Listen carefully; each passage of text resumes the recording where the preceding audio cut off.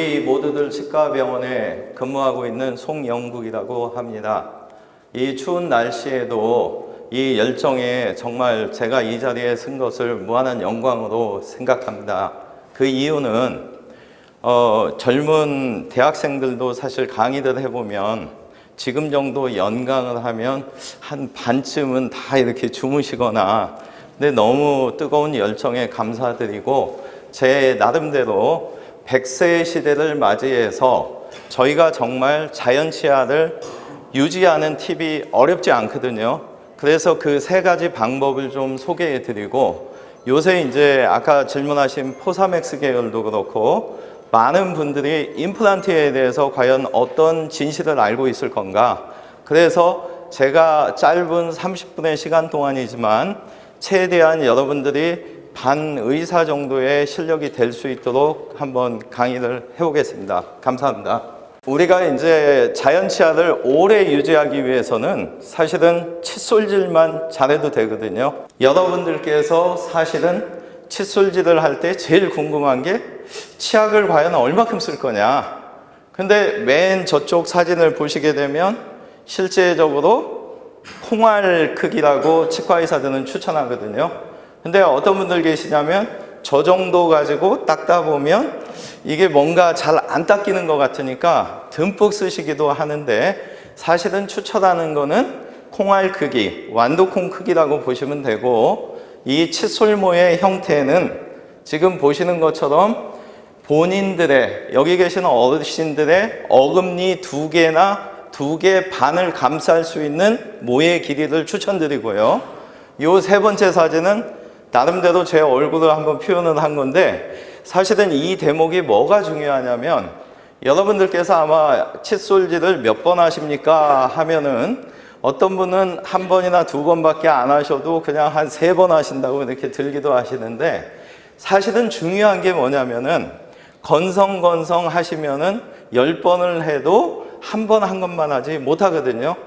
그래서 이 자리에 계신 어르신들께서 오늘 돌아가시게 된다면 한 번쯤은 시계를 좀 보시면서 내가 과연 양치질을 몇 분을 하고 있는가.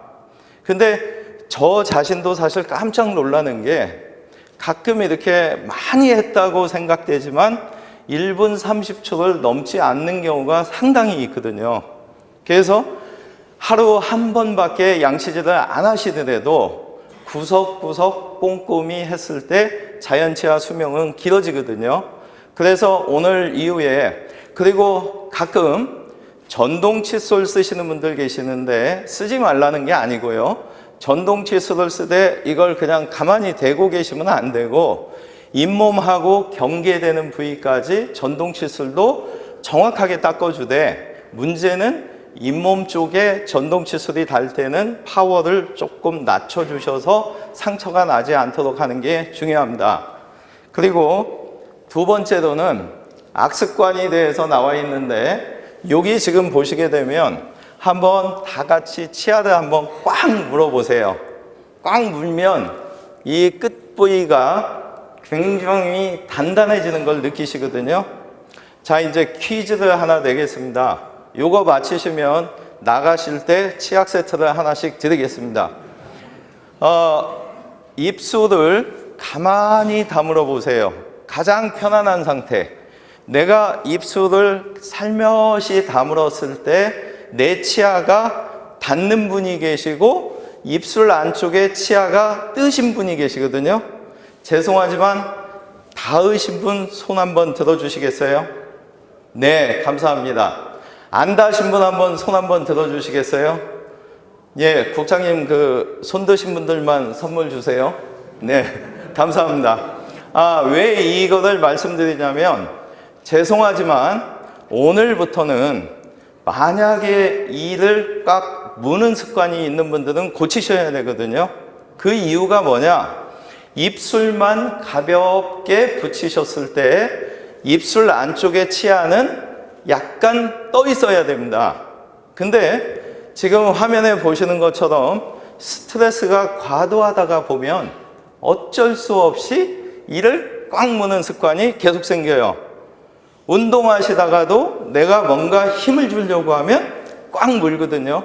근데 중요한 거는 이 우각 부위의 근육이 단단해지는 것 때문에 낮 시간 동안에는 여러분들께서 스스로 10초 정도 물었다가 입을 떼시거든요.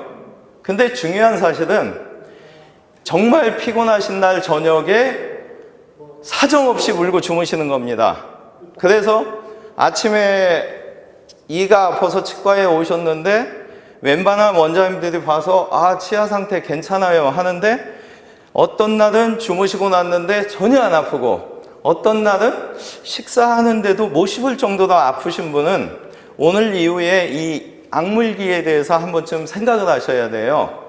그리고 그런 분들한테 제가 어제 주무시면서 아마 꽉 무셨을 텐데요? 이렇게 질문을 드리면 무슨 소리냐고, 나는 매번 이렇게 입 벌리고 자는데.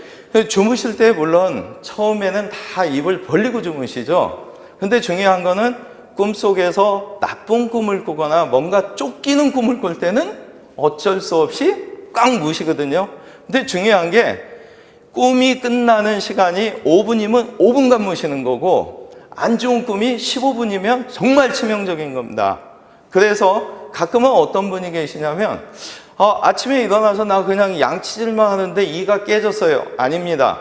저녁에 이를 꽉 무셨기 때문에 그 압력에 의해서 금이 갔던 게 공교롭게 양치질 하시면서 깨진 거거든요. 그래서 자연 치아를 정말 100세 시대에 맞춰서 오래 쓰시려면 처음에 손을 드셨던 분들, 입술이 닿는데 치아가 닿게 되면 죄송하지만 이 혀를 내밀어서라도 평상시에 좀 혀를 이렇게 바보스럽지 않을 정도로 습관화를 들이시면 본인의 혀는 절대 세게 물지 않거든요. 이런 습관이 지속되시면 저녁에 이 악물기가 없어질 수가 있거든요. 치과에서는 근데 이 악물기를 없애기 위해서 두 가지 치료를 권유합니다. 하나는 이 사각턱 쪽에다가 보톡스를 놔드리거든요. 근데 중요한 거는 보톡스를 맞으면은 맞아보신 분들은 아실 수가 있는데, 이가 이게 엇갈려서 도저히 식사를 제대로 못 하세요. 그리고 또 하나는 마우스피스를 저녁마다 끼우시라고 하는데, 저녁에 주무시다가 마우스피스 끼셨는데 이 마우스피스가 이부자리 어디에 가 있는지 아침에 찾느라고 바쁜 경우도 꽤 있습니다. 그래서 돈 들이시지 말고, 만약에 치아를 꽉 무는 습관이 있으신 분이라면 오늘부터 본인의 혀를 살짝 내밀어서라도, 그리고 관심을 가지시면 돼요. 오늘 이 시간 이후에 내가 편안한 상태에서 정말 꽉 물고 있는지 아니면 벌리는지. 그래서 올바른 칫솔질을 꼼꼼히 하시고 이 악물기 습관만 없어도 자연 치아는 충분하게 유지가 될 수 있습니다. 왜? 깨지지 않고 압력이 안 가면 치아는 그만큼 오래 쓸 수 있으니까요. 그리고 세 번째로는 치과하면 다 무섭다, 겁난다, 가기 싫어. 근데 웃고 가는 분이 계시고 저렇게 힘들어하는 분이 계시죠. 6개월에 한 번씩 반드시 치과에 방문하시는 게 100세 시대의 좋은 건강법입니다. 왜 그러냐? 치아라는 거는 아프기 전에 치료했을 때 예방이 되는 거고요.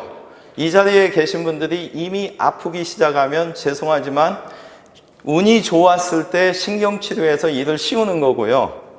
죄송하지만 더 안 좋은 경우에는 빼고 임플란트로 갈 수밖에 없는 거거든요. 그래서 반드시 6개월에 한 번은 치과 의사한테 정확한 진단을 받고 조기 치료를 하거나 예방 치료를 하신다면 100세 시대에 맞는 자연 치아는 충분히 유지가 될 수 있습니다. 그래서 이 세 가지만 잘 지키셔도 100세 시대에 아마 건강한 삶을 유지할 수 있다고 생각하고요. 아까 포사맥스 질문 주셨는데 실제적으로 이제 치과 치료를 할 때 상식을 전달해 드리겠습니다.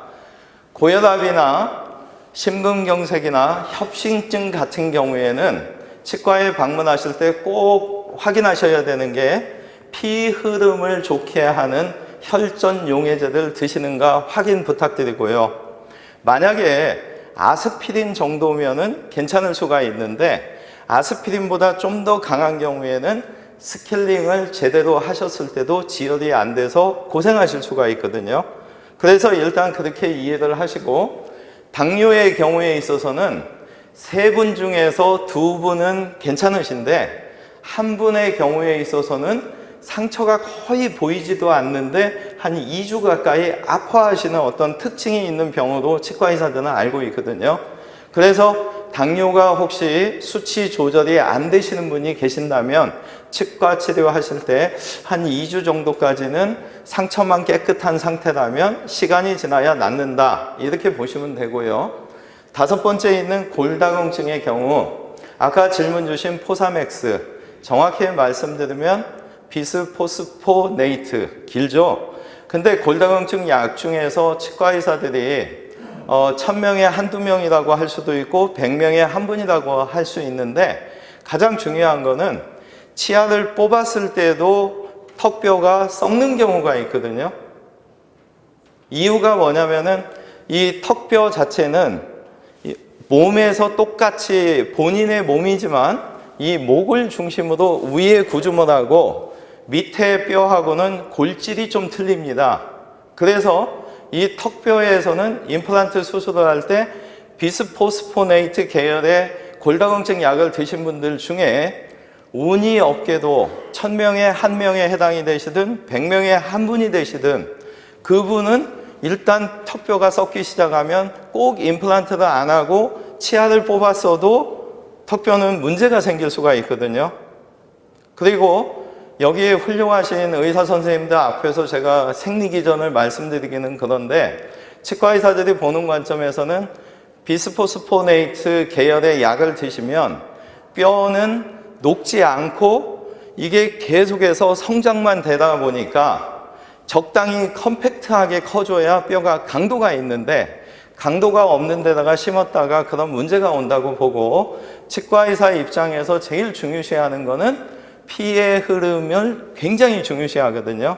그래서 가끔은 3개월 끊으라고도 말씀드리고 6개월 끊어서 하자고도 하는데, 저희가 치아를 뺐을 때 뺀 순간 피가 잘 나면은 사실은 포사맥스, 비스포스포네이트를 드셨어도 치과에서는 별 문제시 안 합니다. 하지만 실험을 할 수는 없잖아요. 귀한 시간에 치과에 오셨는데, 죄송하지만 이 빼봐서 피가 잘 나면 제가 수술까지 하고, 피가 잘 안 나면 오늘은 그냥 이 빼는 것도 스톱하겠습니다. 그러면 괜히 마취하시고 고생하는 것 때문에 될 수 있으면 1년 정도 복용하신 분들은 한 3개월 정도 끊어달라고 하고요. 2년 이상 되신 분들은 6개월 정도 끊고 치과 치료를 좀 받는 걸 권유드리고 있거든요. 그래서 참고하시면 좋을 것 같고, 정말 이 골다공증에 있어서는 치과 의사들이 그 빼기 전에는 이건 알 수가 없기 때문에, 물론 요새 의학이 발달돼서 치과에서 저희가 CT를 찍고 이거를 영상 판독센터에 보냈을 때 뼈의 물성을 보고 이분은 끊은 지 3개월 됐기 때문에 수술해도 됩니다, 안 됩니다, 이런 얘기가 되는 경우도 있거든요. 하지만 그거보다는 일단은 좀 비스포스포네이트 약은 좀 끊어주시는 게 좋고, 단 대체되는 약이 제가 잘은 모르겠지만 간접적으로 듣기로 호르몬제, 칼슘제, 비타민제 이런 식으로 대체하는 거는 임플란트 수술에 있어서도 굉장히 도움을 받거든요. 그래서 골다공증 약으로 아까 질문하신 포사맥스 계열을 드시는 분들은 치과 치료 전에는 반드시 약을 좀 그런 대체 약품으로 좀 바꿔주시면 좋을 것 같고요. 언제까지 그러면 안 드셔야 되냐?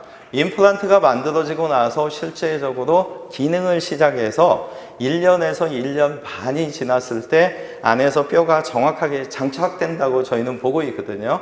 그래서 수술 끝났다고 바로 약을 먹거나 아니면 주사를 맞으시면 안 되고 1년에서 1년 반 정도는 지나서 복용을 하셔도 되는데, 어차피 계속해서 임플란트를 생각하시거나 할 때는 좀 대체 약물을 쓰는 걸 추천드리고 싶습니다.